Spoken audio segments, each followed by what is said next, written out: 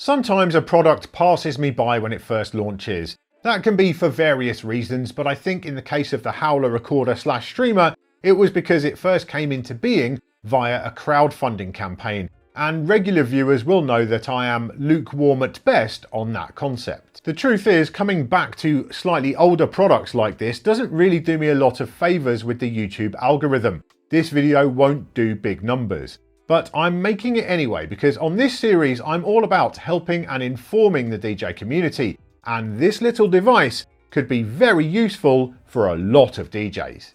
Let me explain why. In some ways, recording your DJ sets has never been easier than it is today. If you perform with a laptop, then all DJ software has the ability to record your sets internally. Press record and then save the file when you're done. Many apps even have the capability of feeding out the mix audio to a secondary application like OBS or Audacity too, so you can record with those. However, not every DJ actually uses a laptop, of course, and in 2025 there are other issues too, primarily around the use of streaming music. Labels would prefer that you weren't able to make direct all digital recordings of their music, to which you have to say, fair enough, and so when you stream tracks from Beatsource, Beatport or other streaming services, recording will be disabled in your DJ software. But we still need ways to record our sets, of course, whether it's to just listen back to for self-critique, to release on a platform like Mixcloud, or to have something to send out to venue owners and promoters. It is simply essential. So today we're looking at the Howler Recorder Plus Streamer. I'll just call it the Howler from here on in for simplicity. It sells for around €200 with an SD card included, so it's by no means the cheapest solution out there, but it's not uncompetitive either.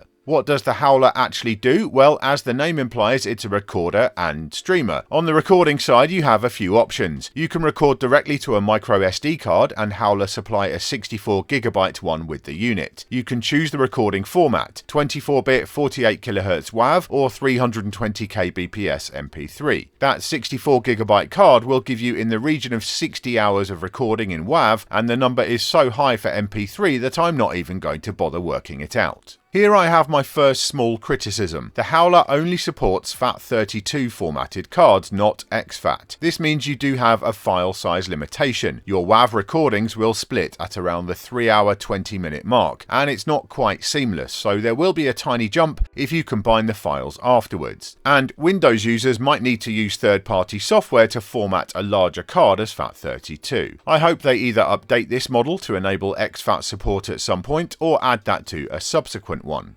There is another way to record. The Howler also works as a 24-bit 48kHz audio interface for phones, tablets and computers with no drivers needed. So you can switch it into streaming mode, connect it up via USB and feed your mix into any desktop or mobile app which supports external audio. That's also one way to get your files off of the Howler. Put it in streaming mode, connect it to your computer and turn it on, and the SD card will show up. You can obviously just take the card out and plug that in directly too. That is a bit quicker for transferring if the SD card slot on your computer is fast. The USB connection itself is not especially rapid. And as the name implies, that streaming mode also works for, well, streaming. I connected the Howler to my iPhone and was able to stream high quality clean audio via the Twitch app and record into the Blackmagic camera app with no fuss whatsoever. It's worth saying that although the Howler does have an audio pass-through facility, which I'll get to, the audio interface itself just features the one stereo input. You can't feed audio out through it from your device. I will note here that one limitation of the Howler is that you aren't able to send audio over USB and record to the micro SD card simultaneously. That's not something I need it to do especially, but I can see how it would be handy for recording your mix while streaming to a platform which doesn't automatically save the stream, for example. So that's another wishlist item for a possible Howler too. Howler offer a number of different dongle and cable accessories to enable you to provide power to your phone or tablet whilst you're using the box, so the battery life of your device shouldn't be a concern. And on the subject of battery life, the Howler is very good on that front in itself. The company claim up to 30 hours of recording time, and in my testing I got around 26 hours, so not quite as high as they say, but I will gladly take that. You can charge it up in the week and happily record a whole weekend of gigs without thinking twice. It will also function when plugged into power via USB if you do forget to charge it. The Howler box is built very well indeed, with a tough aluminium chassis and a solid feel to all the connectors, buttons and switches. I've been just throwing it into various bags for weeks now and it looks as good as new. It's a very compact little box which literally fits in the palm of your hand, and that's an immediate win for me. I've reviewed a couple of other recorders in the past, the Reloop Tape 2 which is significantly larger, and the Tascam DR40 which is so big that I eventually gave up taking it out with me altogether. In terms of connections, the Howler features one pair of RCA sockets for input and another for the pass-through output. Two things to say about that. Firstly, RCAs are just a far more practical choice than 3.5mm jacks as found on the Reloop tape, and secondly, that pass-through output could be the most killer feature of the Howler. It means that if you're short of outputs on your mixer or controller, you don't have to sacrifice one to use the Howler for recording. If you have something like a DDJ Flex 4, for example, with its single pair of RCA outputs, then you can feed audio into the Howler for recording or streaming, then pass the signal through and onwards to your speakers. Going through the box does seem to have a tiny impact on the sound. There was a little roll-off between 10 and 20 kHz in my testing, but that's not enough to be of any concern in the kind of scenarios where you'd be using that feature.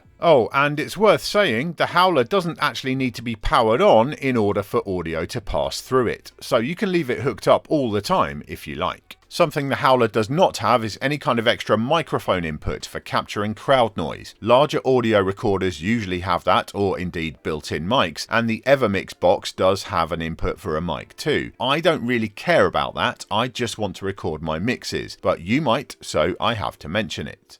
The keen-eyed among you may have also noticed another feature which the Howler conspicuously lacks, any kind of level adjustment. To be frank, this was a massive area of concern for me initially, but in use, it was all good. The company say they've set the recording level at 0 dB, so they're basically playing it quite safe, and what that means in practice is that with all the mixers and controllers I tested the Howler with, I found it basically impossible to get it to hit the red at the kind of levels I perform at. The downside to this is that most of my recordings were pretty quiet, so not ideal in terms of signal to noise ratio, but they still sounded perfectly good once I bumped up the volume in software afterwards. I've thought long and hard about this aspect and reflected on my experience with other recorders, and I've concluded ultimately that this is a good way of doing things. On the Reloop Tape 2 I could adjust the level, but there was only a peak LED and I always worried that I'd end up going too loud. On my Tascam there were on-screen level meters, but that's 4 times the size. With the Howler I just plug it in, press record and never worry about it again. One thing I would like to see, again maybe in a future version, would be 32-bit float recording. With that, the initial recording level could be set much higher, but it would allow users the ability to pull things down in post if needed, as opposed to raising them up. But as I say, in use the current setup worked perfectly well for me. Unless you're actually running your mixer fully in the red to begin with, which you never should be anyway, then your levels will be absolutely fine. And so we come to my conclusions. There are lots of other audio recorders on the market, but most of those are aimed at content creators, and whilst they can be connected to DJ gear, they aren't purpose built for the job, and they are usually much